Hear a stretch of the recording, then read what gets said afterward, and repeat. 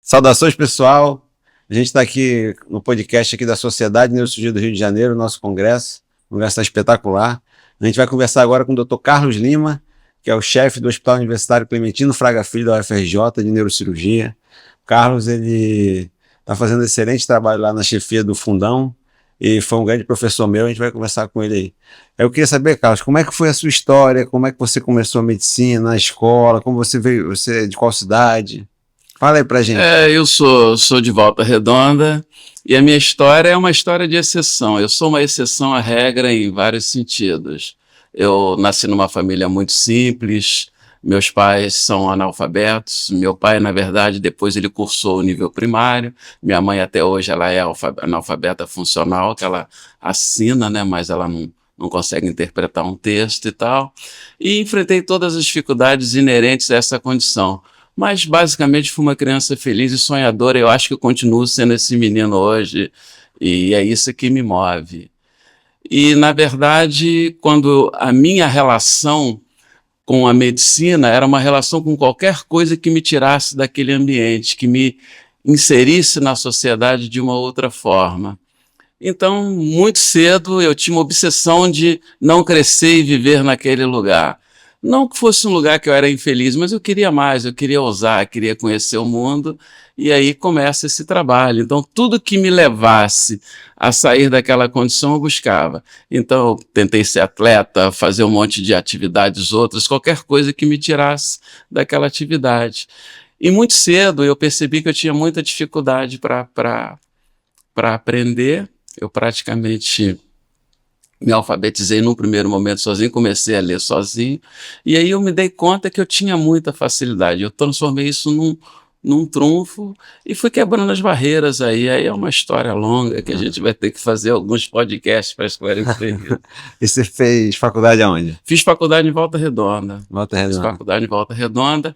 E, curiosamente, nessa época, eu fui aprovado no vestibular para a UF, mas a minha situação era tal que, mesmo numa universidade pública, eu não tinha condição de deslocar para vir para o Rio para estudar. Então, eu fiquei lá porque morava na região, eu dava aula em cursinho pré-vestibular, então sobrevivia bem, tive um crédito educativo, então eu conseguia sobreviver bem lá. E na época a escola era muito boa, tanto que depois eu não tive a menor dificuldade de me inserir no mercado. E a residência você fez aonde? A residência fiz no Hospital da Lagoa, com o Renato Barbosa e tal, uma referência na neurocirurgia. E agora, quando você olha para trás, você deve sentir orgulho disso, né? Porque você veio lá de trás, lá de baixo. Eu acho que mais do que isso, assim, não só sinto orgulho, como eu procuro inspirar as pessoas. Eu acho que é esse o grande mote, assim, né?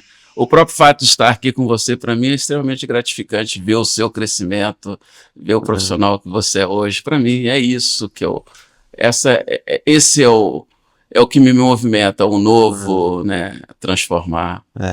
Assim, eu aprendi muito lá com você no HU, isso é uma verdade mesmo para mim, isso realmente foi uma verdade muito grande. E assim, o que eu fico pensando muito é o seguinte: você deve ter enfrentado muitas dificuldades para virar neurocirurgião, né? Eu acredito isso. Você lutou muito para estar. Porque a pessoa, para virar neurocirurgião, ela tem que ter uma dedicação. Eu acho que você teve uma dedicação maior ainda, né? O que você acha? Você acha que falta alguma coisa pro residente que está vindo hoje? Você acha que falta uma garra maior? O que você vê isso? O neurocirurgião novo, porque eu imagino, eu sempre vi você como uma pessoa que você fala mesmo, faz acontecer, corre atrás, isso eu acho que faz toda a diferença na vida da gente, eu acho isso.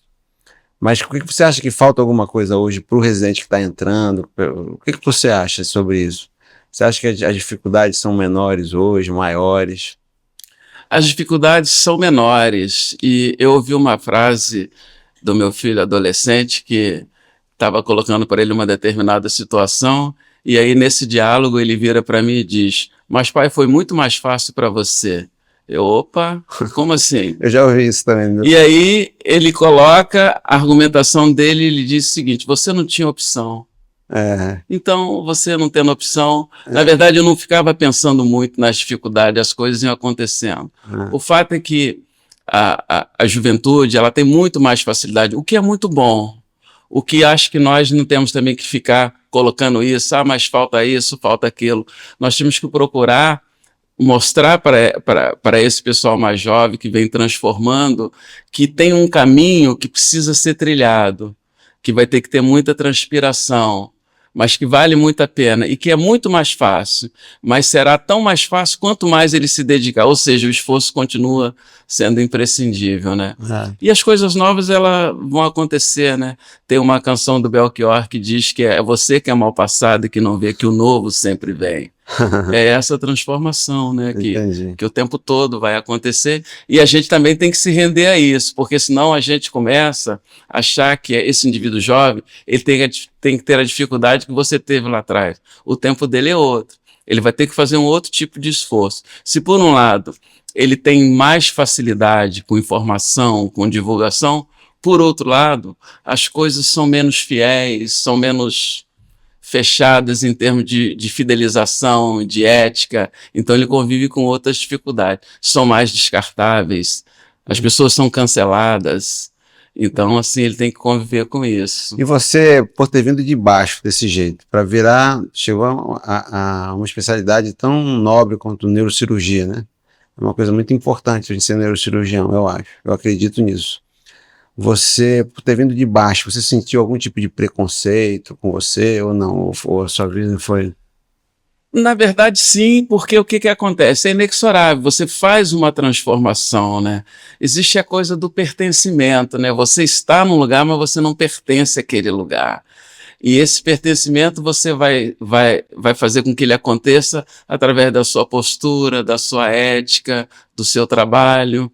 Então, sempre quando eu encontrava um tipo de dificuldade, ao invés de eu transformar aquilo numa revolta, aquilo me motivava para ser uma pessoa melhor. Então, as discriminações, os preconceitos me tornaram uma pessoa melhor. Até porque isso me faz com que eu olhe com mais cuidado. Então, por exemplo, assim, quando começaram as mulheres a inserir um pouco mais de frequência na especialidade neurocirúrgica, o comportamento de alguns colegas, quando você chega num determinado lugar, a forma como você é tratado.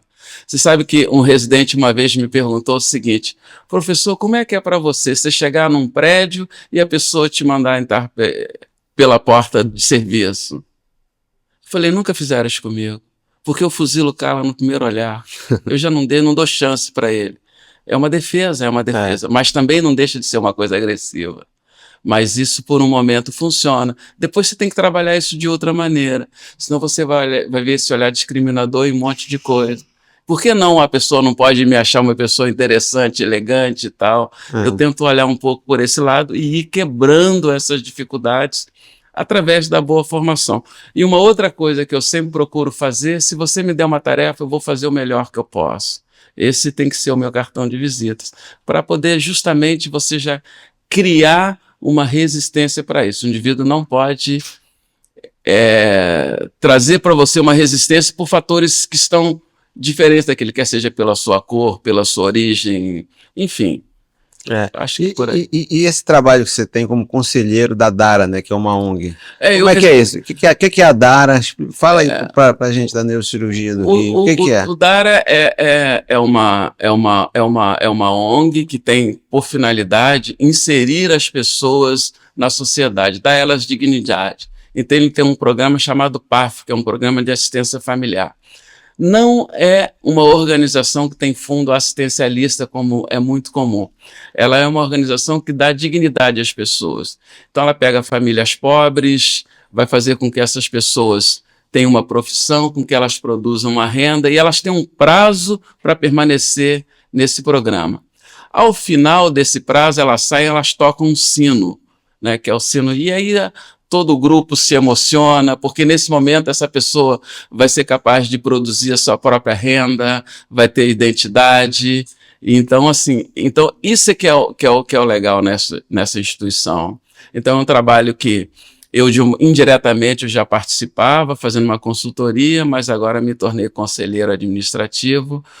Essa é uma organização fundada por uma médica chamada Vera Cordeiro, no Hospital da Lagoa. E é interessante porque isso começa... Mas a sede é no Hospital da Lagoa? Não. Começou há 30 anos, um pouco mais de 30 anos, no Hospital da Lagoa. E começa por uma inspiração assim, falando resumidamente, vocês podem buscar essas informações no site do Dara. É Dara o quê? Dara. Dara. Dara. É. E aí, o Dara, o que acontece? Essa instituição, ela tem por finalidade inserir as pessoas. Ela começa com assistência às crianças. Eram crianças pobres, doentes, que recebiam alta. Quando essas crianças iam para casa, e agora? Ela tratou aquela doença, vai para casa, mas quem é que vai alimentar, quem é que vai cuidar? Ou seja, existe uma doença maior que a pobreza. Então elas passaram a sair dali a ter uma assistência alimentar, ter uma orientação, para que elas continuem saudáveis.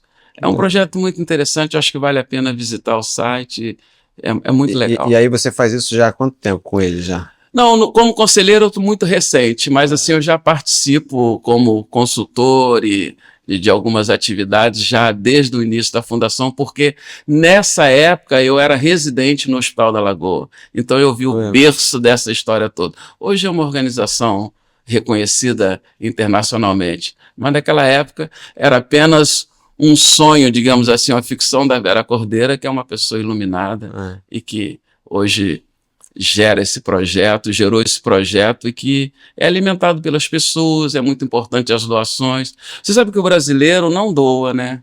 Não sabia, não. O brasileiro não doa. Os americanos... A ideia que eu tinha é que o brasileiro doava. O brasileiro não doa. Em campanha... Não, os americanos doam. O indivíduo estudou uma determinada universidade, ele doa dinheiro para aquela universidade quando ele ascende, quando ele se torna um bilionário. O brasileiro é um sofrimento para doar, porque não faz parte da nossa cultura. Enfim. Eu acho que o brasileiro é muito individualista, né? Isso eu acho isso também. Eu acho que a gente é muito individualista. Também. A gente quer esperando muita assistência dos outros, do governo. Eu acho que tem muito isso. Você tem que esperando muito dos outros. Exatamente. Vem um pouco da formação do país, nessa coisa paternalista, né? De esperar que alguém sempre vai resolver os seus problemas. E agora, daqui para frente, a chefia lá no Hospital do Fundão, quais são os seus planos lá? E eu sei que no hospital público é cada vez mais difícil a gente trabalhar, mas eu acho que o Fundão ainda... E uma coisa que eu falo para todo mundo, que eu fiz residência lá, eu acho que lá tem o DNA do... Uma coisa que eu falo isso muito, o DNA de quem teve algum tipo de formação no hospital universitário é muito diferente, né? E você fala uma coisa que é o logo da universidade também, que tem um poder danado. A universidade tem uma marca, né? Você diz que é da UFRJ, que é formado, que fez residência, que fez qualquer outra especialização lá, isso já te abre muitas portas. Mas é preciso que a gente cuidar disso para a gente não ficar vivendo só desse ritual. A gente tem que realmente fazer a diferença. Mas o que eu acho, basicamente, em relação à neurocirurgia, é o que eu tento colocar para os residentes. Hoje nós tivemos um evento homenageando um colega, é isso. Nós cuidamos de pessoas. Nós não somos handmakers, né? A gente cuida de pessoas e a gente tem que ter esse olhar com a ética, com a formação. A universidade agora está passando por um período de transformação, que ela vai ser administrada por uma empresa, que é a EBSER, então provavelmente deve vir mais recursos, abrirão outras possibilidades de atender mais pessoas, de equipar, mas é importante não se iludir com isso, porque no final o que torna um lugar especial são as pessoas, é a forma como elas se dedicam aos lugares. E o que eu vejo em termos de chefia e de sucessão dentro da universidade é a gente encontrar pessoas que tenham esse perfil de continuar essa construção olhando para o exterior, olhando para algo maior. Não falar só para dentro, só para o seu grupo, né? Então é importante que aquilo tem que existir além de você, além de mim. Você teve a oportunidade de passar por lá fazendo a formação e você vê, quando você está aqui fora, o quão significativo foi isso, o lastro que você cria. Mas você precisa cuidar disso. E a residência médica é uma coisa muito forte, né? Porque você fica inserido naquilo ali. Fica inserido. A sua vida para por 5 anos no mundo seu é aquilo ali, né? Mas a sua vida está passando naquele momento, então tem que... Para no sentido de você vive aquilo ali intensamente. Exatamente. Para aprender. Exatamente. Coisa que eu acho legal na medicina também, na neurocirurgia, por exemplo, eu tive isso, é que o conhecimento é sempre passado, né? Sim. Não tem como... Às vezes você faz uma cirurgia que você na época eu era residente, talvez eu me lembro que você fazia uma hernia em 25 minutos. Você poderia pegar uma cirurgia lá, fazer e ir embora, né? Mas se deixava a gente operar, Exato. uma cirurgia que de repente você faria em 25, a gente fazia em 2 horas. Exato. Então isso é uma coisa muito lúdica, eu acho, muito... Mas você está vendo isso, e o que é mais interessante é você ver a possibilidade desse indivíduo que está fazendo a formação com você, depois ele retornar para você, quer seja naquela instituição, quer seja num outro momento, ele te trazendo um conhecimento. É muito bom, porque esse que é o grande, que é a grande sacação de tudo isso, é você transformar aquela pessoa numa pessoa seguramente melhor do que você é, tecnicamente, podendo gerar um efeito multiplicador. Ele tem que passar aquilo para uma pessoa, para uma outra, para uma outra, e é isso que vai fazer com que isso perpetue e evolua. Entendeu? Então, assim, a história ela continua, a história não para, né? E a gente organizou o congresso aqui, está muito legal, né? E a gente teve um show ontem muito bom, que foi o Tony Garrido, mas para mim o momento mais legal mesmo foi essa homenagem que teve aqui ao serviço do HU, achei isso foi muito tocante.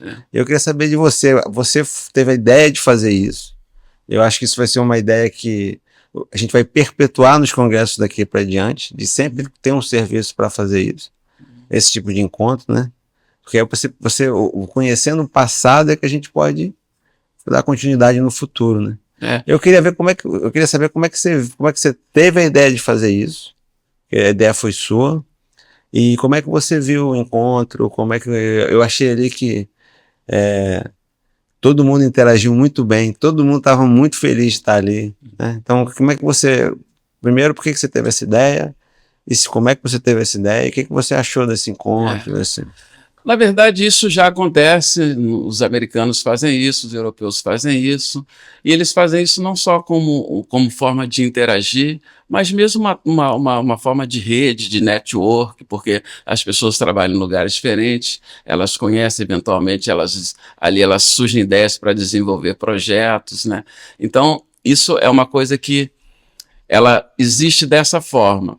Mas, basicamente, a nossa zona de conforto, sempre que a gente vai falar num determinado lugar, o que a gente vai estar é a nossa própria história, porque ela é única. A história de cada um de nós é única. Então, essa história de serviço ela é única. Um foi ali, um fala da sua dificuldade, como é que foi. Isso depois vai vir... Um reclama, exatamente. Mas, no final, é um ciclo que ele vai acontecer de uma forma ou de outra. Então, é só você olhar para aquilo e curtir, né? Né? Tem uma frase que é atribuída ao Raul Seixas, não sei se de fato ele dizia o seguinte: eu não sei para onde eu vou, mas eu sei que eu estou no caminho. Então é meio isso. Então, se você não sabe exatamente onde vai chegar, curta a viagem. A viagem é a história. Né? Então, a história já está posta e ela está acontecendo. É aquela foto que o residente viu lá atrás, é a presença de um staff como você tal, que aconteceu. Alguns vão ficar pelo caminho, outros virão, enfim. Mas, na verdade, cada um ali, naquele contexto, teve a sua história única. Então, é muito emocionante, sem considerar que nós homenageamos uma pessoa que é um ícone dentro do nosso serviço. Uma pessoa que é uma unanimidade na nossa especialidade, que é muito raro. Como disse o Dr. Leonardo, que fez a homenagem, o que acontece?